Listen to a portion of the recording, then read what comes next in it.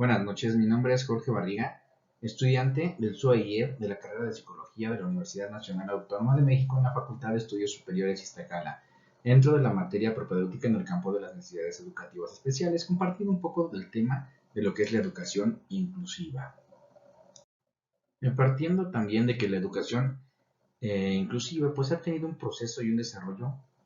con el paso del tiempo en el cual ha venido transformando y modificando su objeto de estudio, así como los objetivos contenidos dentro de su materia,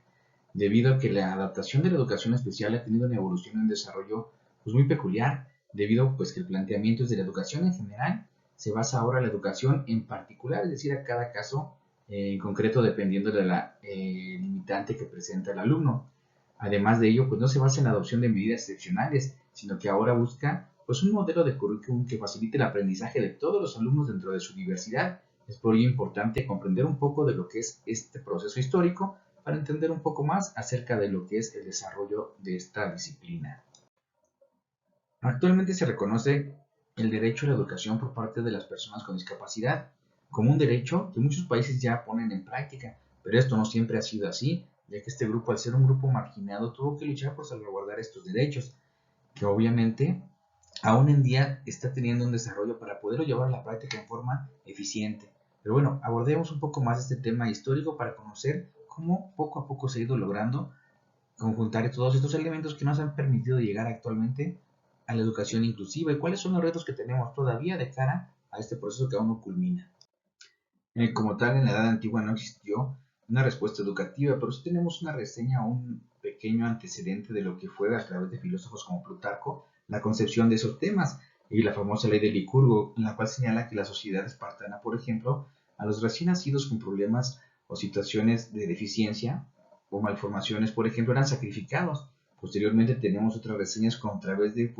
filósofos como Hipócrates, Asclepiades o Galiano, quienes se les considera como padres del naturalismo psiquiátrico, e identificando lo que era la conducta anormal y la tomaban en cuenta a través de procesos internos físicos. También tenemos ya en la Edad Media, por ejemplo, Paracelso y Prater, logrando a través de ciertos procesos identificar lo que era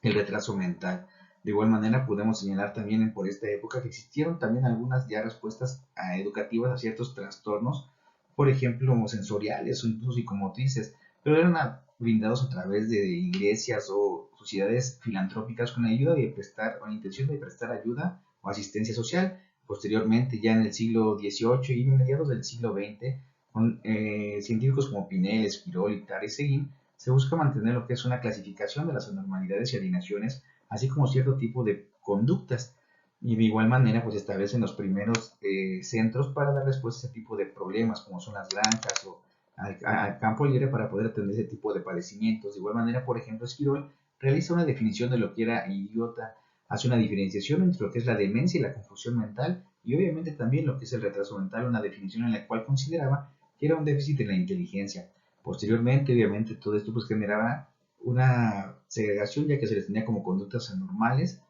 y pues en la eugenesia posteriormente, esto en Estados Unidos y también con el surgimiento de Darwin y el origen de las especies, se consideraban como personas en desventaja, como los cuales muchas veces pues no eran considerados incluso problemáticos, seguían teniendo esta segregación por parte de la sociedad. Ya posteriormente, dentro de lo que es a finales del siglo XIX y mediados del siglo XX, principalmente los médicos como Pinel, Seguin y Esquirol consideraban que era necesario brindarles atención médica y también educación a estos pacientes o alumnos con una respuesta a estas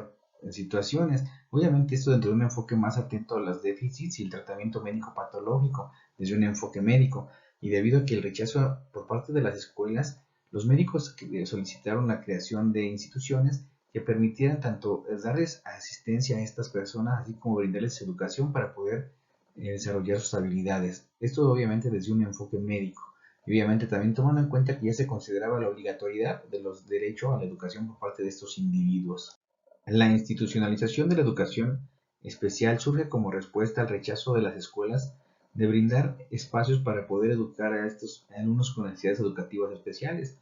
Obviamente, ya posteriormente a través de lo que son el desarrollo de la pedagogía, incluso métodos como el de Crowley, que usaba métodos globales de aprendizaje, o Montessori, y el aprendizaje multisensorial, los maestros empiezan a ocupar un lugar preponderante, desplazando incluso lo que es el aspecto de los médicos en el tema de lo que es la enseñanza y el aprendizaje.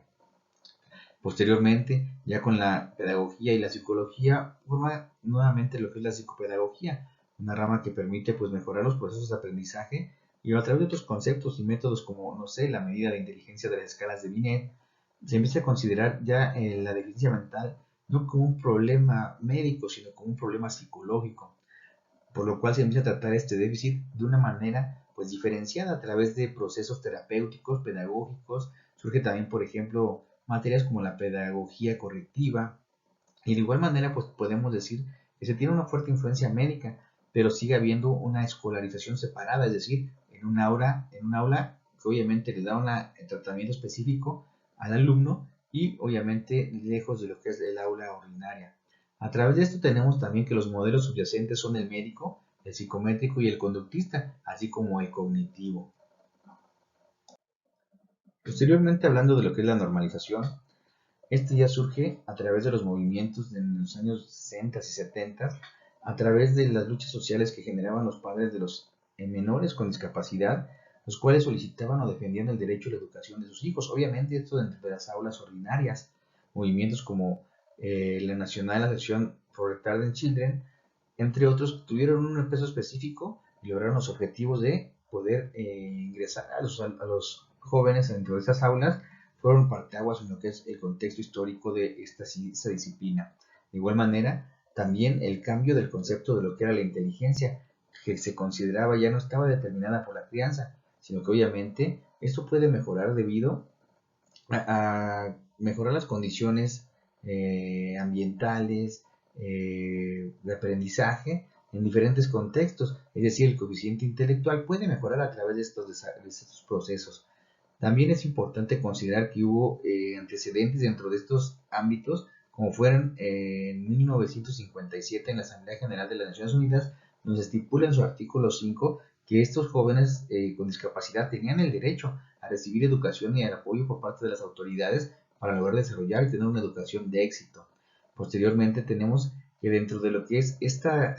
pues movimientos sociales más que académicos, se generan principios ideológicos en el cual se establecía la igualdad de derechos a través de la educación e igualmente el acceso a la educación de calidad y buscar que los entornos educativos sean menos restrictivos para esas personas que igual eran considerados parte de la sociedad y tenían el derecho igual que todos de una educación de calidad. Consecuencia de la normalización y obviamente de la nueva ideología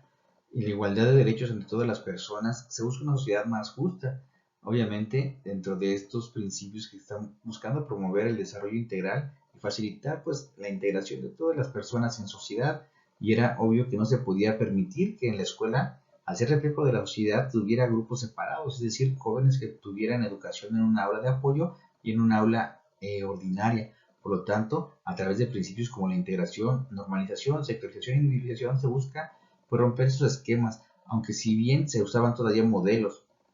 como es el cognitivo, el conductista o bien psicométrico médico, surge un nuevo modelo, que es el constructivista holista, a través del cual se pretende pues evitar los reduccionismos y considerar que el sujeto debe aprender en un contexto a través del conocimiento que ya tiene, y a partir de ello es que se busca motivar y en función a sus intereses realizar un aprendizaje de calidad que le permita desarrollar todas las potencialidades que él cuenta.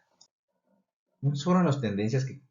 hicieron realidad todos estos cambios. Como lo mencionamos anteriormente, fue la sensibilización del derecho a todos a la educación a través de los movimientos sociales que buscaban hacer valer estos derechos. Esta corriente normalizadora, que obviamente se reflejó primero en los servicios sociales, también impactó a las escuelas, además de que también fenómenos como el abandono de escuela de los alumnos propició un replanteamiento, una reestructuración en las mismas aulas, buscando a través también de profesores y profesionales insatisfechos, obviamente con esas funciones que estaban generando pues no la consecución de los objetivos planteados. Se desarrollaran métodos e instrumentos de evaluación que obviamente pusieran énfasis en los procesos de enseñanza y aprendizaje y obviamente con ayuda de los recursos necesarios para lograr los objetivos que no se estaban cumpliendo, a través también del enfoque o el cambio de conceptos en el papel de lo que era el desarrollo sobre el aprendizaje, lo que generó pues una concepción distinta de los trastornos y el desarrollo de estos déficits. Todos estos cambios propiciaron una nueva forma de entender las deficiencias, ya no desde el punto de vista del alumno, sino ahora desde el punto de vista educativo y centrándose en él, generando una nueva cultura organizativa a través de tres ejes principales: el diseño curricular, la formación de profesionales y una organización administrativa por parte de la escuela. Un antecedente importante es el informe Warnock, que trata de conjuntar todos estos elementos en una propuesta coherente y a través desde dos dimensiones: un carácter interactivo que permite al alumno, pues a través de esta interacción, tener una mejor comprensión del aprendizaje y la relatividad, es decir, que no sean fenómenos de aprendizaje permanentes ni definitivos. Por último, estaremos definiendo una breve conclusión. La inclusión educativa surge como una crítica a la práctica de integración, la cual considera pues genera exclusión en los alumnos, buscando una mayor claridad en la definición de las necesidades educativas especiales y buscar una respuesta más eficiente para atenderlas, considerando también que es parte de un proceso más amplio, es decir, un proceso social, y que de igual manera el apoyo al aprendizaje de uno no disminuye el aprendizaje de nadie, por lo cual ningún alumno debe de estar fuera del aula para recibir la educación. De mi parte, pues sería todo. Agradezco el tiempo prestado y que sigan teniendo una excelente noche.